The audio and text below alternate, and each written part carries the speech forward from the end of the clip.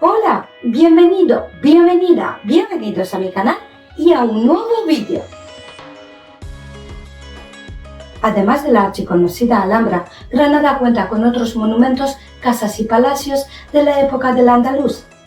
La mayoría se ubican en el hermoso barrio de Albaicín, otros en el centro de la ciudad.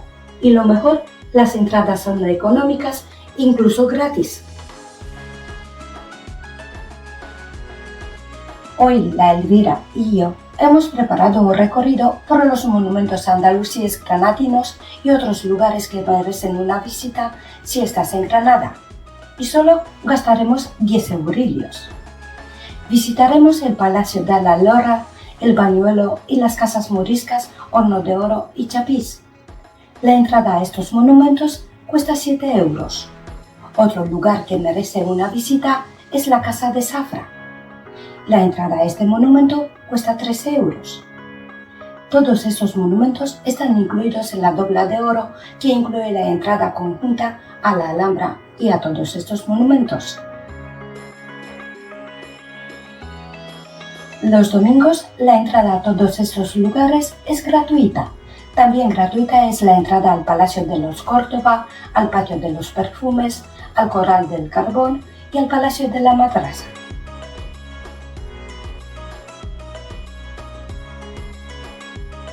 Empezamos a pasear.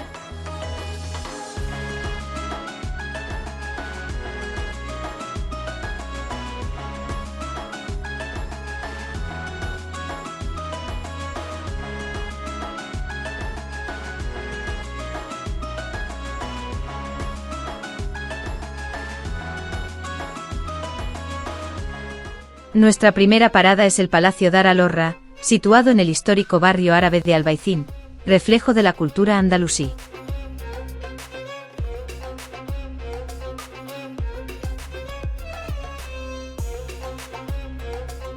Dar al-Horra toma su nombre, Casa de la Honesta, de su moradora más famosa, Ayixa, la esposa legítima del sultán Muley Hacén y madre de Boabdil, el último sultán de Granada.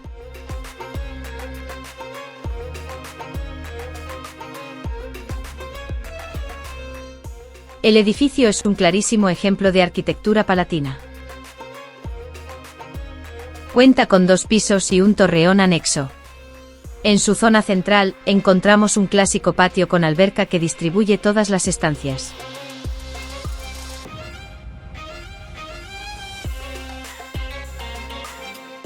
El pórtico norte da acceso a un mirador que ofrece una maravillosa vista del Cerro de San Cristóbal.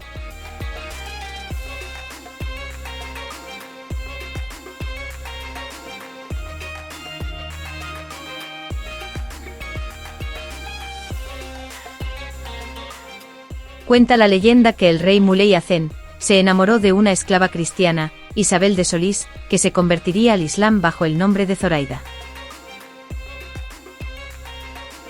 El rey repudió a su esposa y sultana Ayixa, y ordenó construirle un palacio en el Albaicín. Así, Ayixa pasaría a ser conocida como Ayixa al-Horra, Ayixa la Honesta, de ahí el nombre del palacio. Esta leyenda solo es eso, una leyenda, porque según la historiografía, Ayixa ya habitaba el Dar al-Horra cuando su marido tomó como favorita a Zoraida.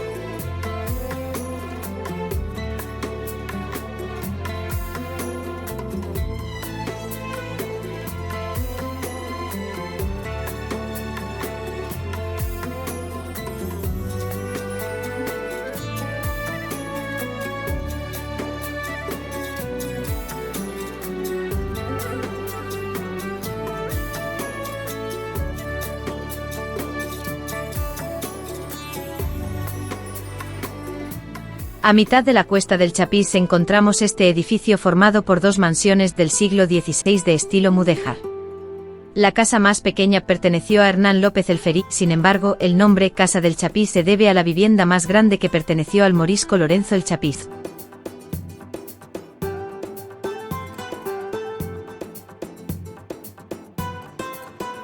La casa principal se organiza en torno a un gran patio rectangular, dominado por la alberca original.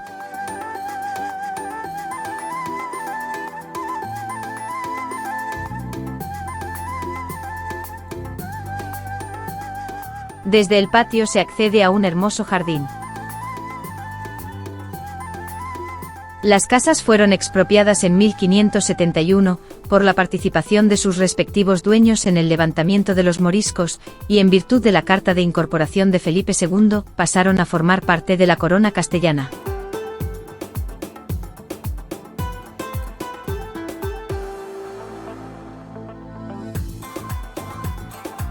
Las viviendas se fueron convirtiendo en casas vecinales, donde sus inquilinos fueron instalando negocios particulares y pequeños talleres, contribuyendo así al deterioro de los edificios, que a principios del siglo XX estaban en un estado de auténtica ruina.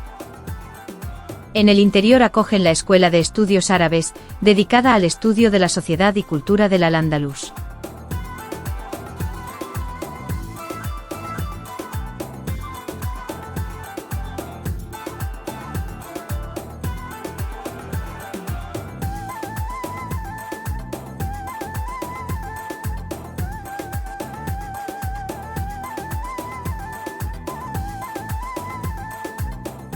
Próximo a la Casa del Chapís encontramos el Carmen de la Victoria, un verdadero oasis.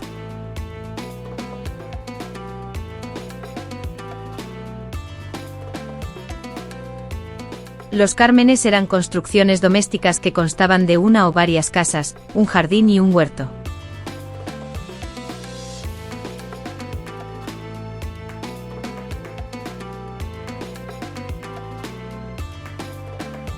Muchos no se pueden visitar, al ser de ámbito privado, sin embargo el Carmen de la Victoria es propiedad de la Universidad de Granada. Funciona como residencia dependiente de la universidad. Los magníficos jardines se pueden visitar gratis, y la cafetería-restaurante está abierta al público no residente.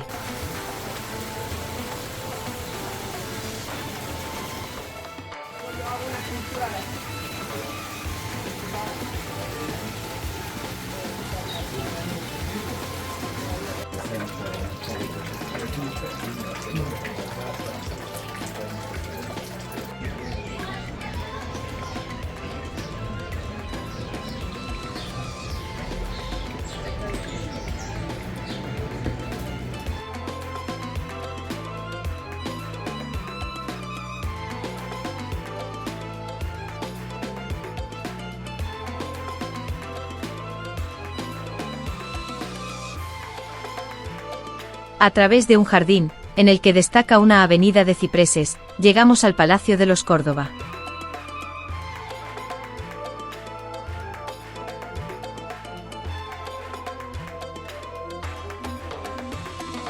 A lo largo de su historia ha cambiado tanto de dueños como de ubicación.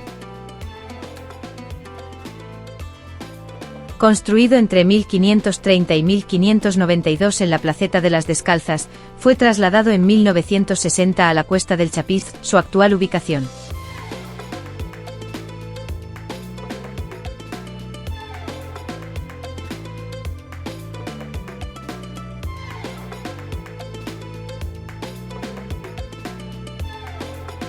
Después de dejar de servir como palacio fue casa de vecinos, almacenes municipales y taller de carpintería. En la actualidad, es sede del Archivo Histórico de la ciudad de Granada.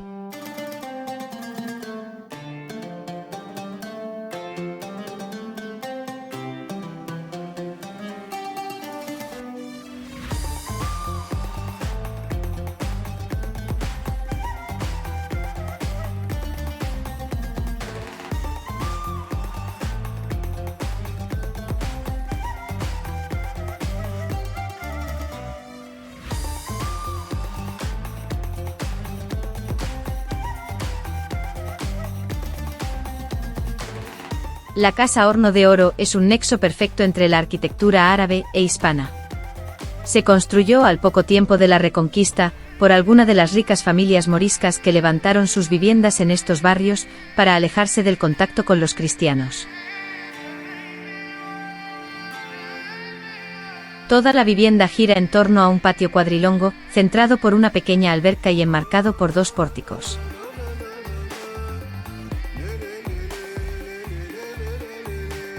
Como en la mayoría de las viviendas musulmanas, todas sus habitaciones y ventanas están orientadas hacia el patio, elemento que centra la vida familiar e ilumina las estancias.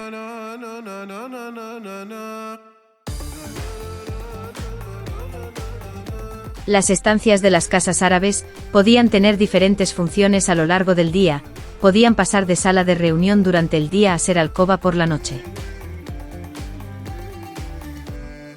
Otro de los rasgos de las casas musulmanas es que las estancias no se comunican entre sí, teniendo todas ellas acceso desde el patio.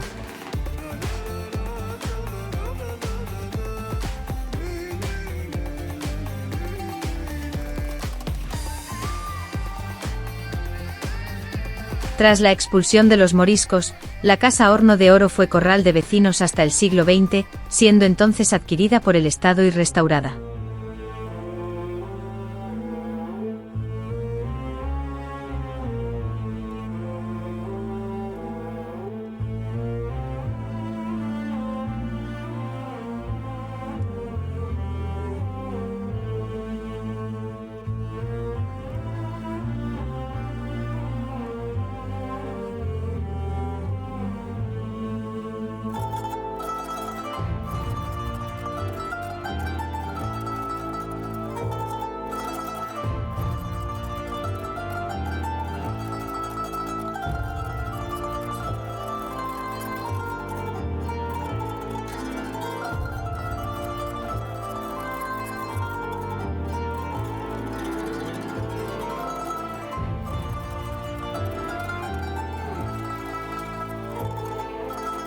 El bañuelo data del siglo IX y es un espléndido ejemplo de hamán, término con el que los árabes denominaban los baños públicos.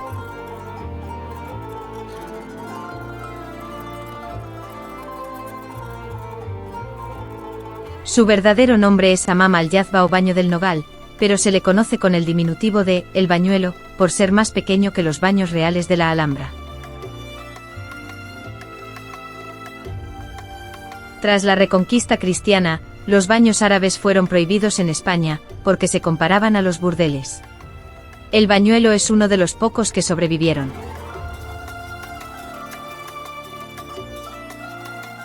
El edificio conserva el apoditerium, el frigidarium, la sala de vapor y el caldarium.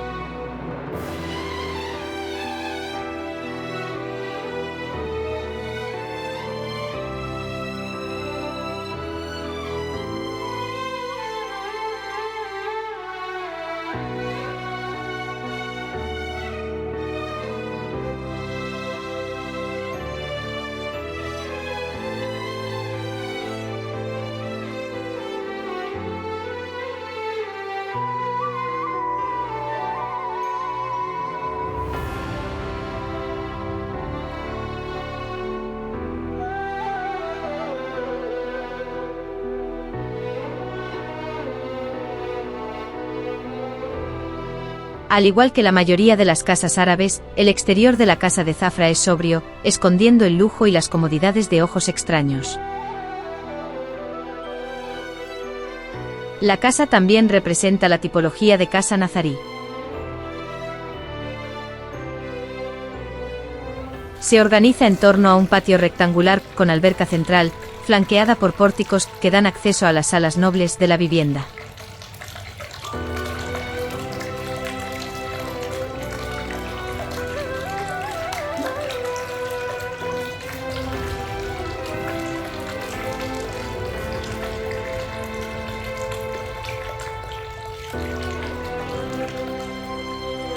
La Casa de Zafra acoge el Centro de Interpretación del Barrio del Albaicín, declarado Patrimonio de la Humanidad por la UNESCO.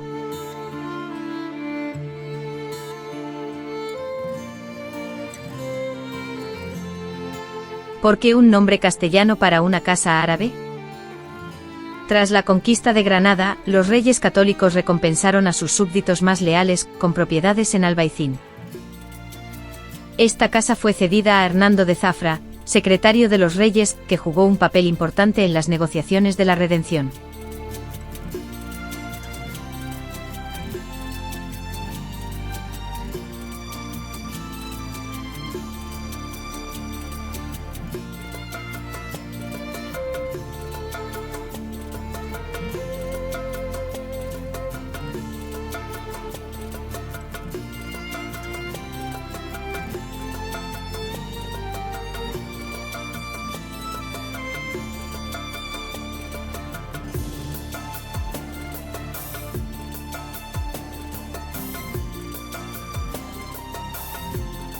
Descendiendo por la carrera del Darro, a la sombra de la Alhambra, llegamos al Patio de los Perfumes, un patio de palacio del siglo XVII que ahora alberga una elegante tienda de perfumes artesanales.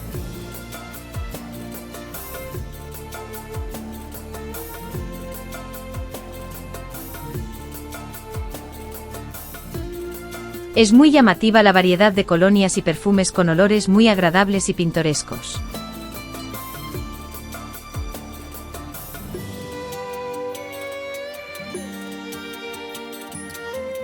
Puedes entrar tranquilamente, visitar las estancias y tomar las fotos que quieras, nadie te va a persuadir que compres algo.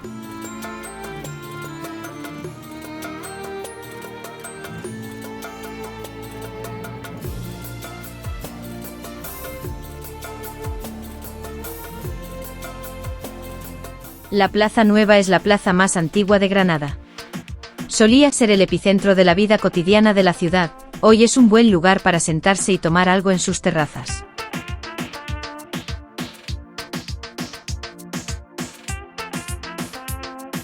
Por su lado este se une a la Plaza de Santa Ana.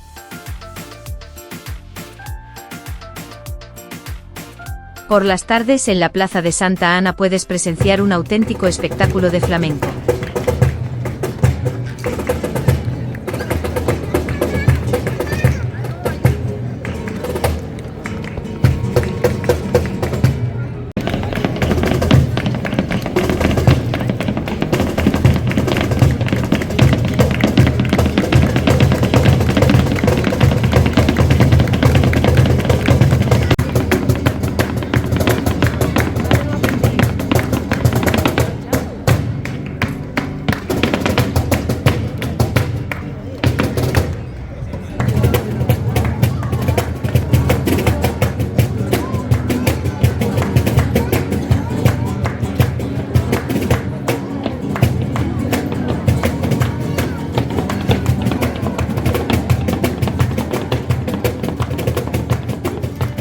La calle Calderería Nueva es también conocida como la calle de las Teterías.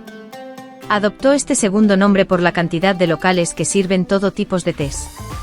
El nombre Calderería Nueva viene de los gremios ubicados aquí, que vendían y reparaban calderas, y además aprovechaban para vender objetos metálicos de cobre como peroles, cazos o almireces.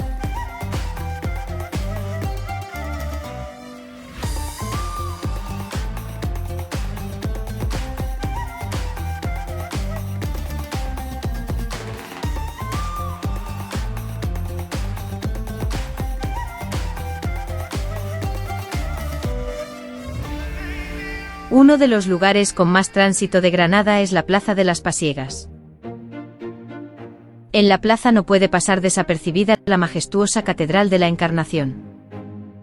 En el canal encuentras un vídeo detallado de la catedral en el cual no solo conocerás su historia, también conocerás el horario de visita, cuánto cuesta el ticket y cómo conseguir una entrada gratis.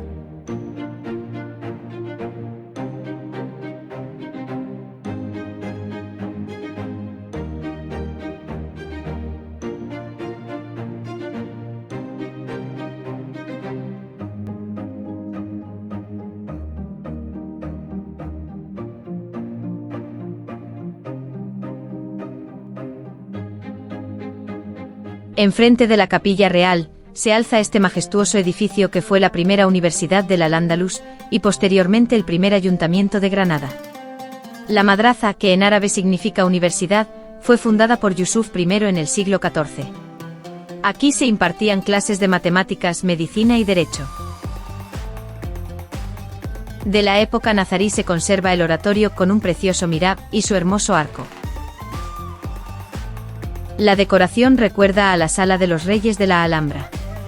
Si no has visto nuestro vídeo del recorrido por la Alhambra y Generalife, te invito a verlo y comentarlo. Encuentras el vídeo en las tarjetas finales y en la descripción.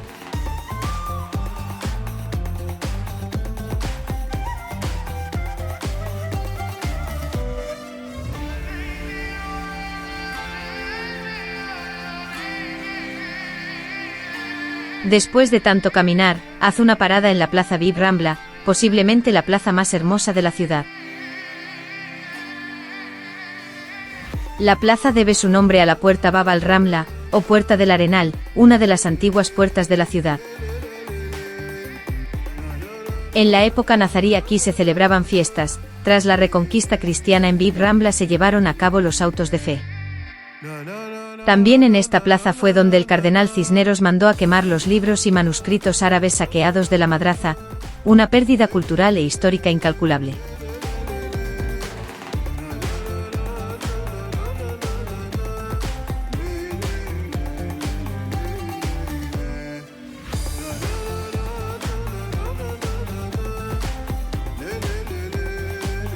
Las estrechas calles que parten desde la Plaza Bib Rambla ofrecen mejores ofertas de zoco que las situadas en la Calderería Nueva. Se trata de la Alcaicería, antigua sede de la lonja de la seda musulmana, que recuerda a los zocos de Marruecos. Si está buscando recuerdos interesantes en Granada, entonces este es un gran lugar para buscar.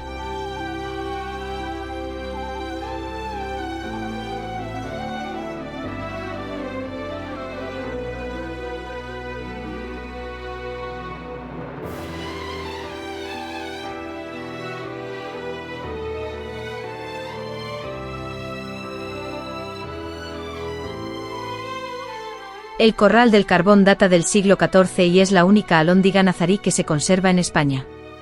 Una alhóndiga o almudí se refiere a un mercado público donde se intercambiaba y almacenaba el grano. También sirvió como albergue para los comerciantes.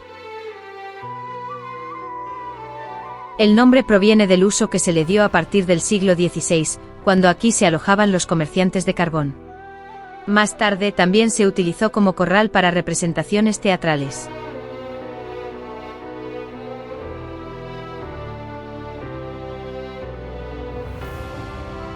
Un punto clave en Granada por su ubicación e historia es la Plaza Isabel la Católica, que se visita incluso sin querer. La plaza se encuentra en un cruce de caminos de algunas de las calles más importantes de la ciudad. El monumento muestra a la reina Isabel y a Cristóbal Colón, cuando éste le presentaba sus proyectos del viaje a las Indias, lo que luego se convertiría en el descubrimiento de América. Aparentemente para financiar la expedición la reina tomó prestado el dinero de un judío, y nunca lo devolvió, porque los expulsó a todos poco después de la partida de Colón.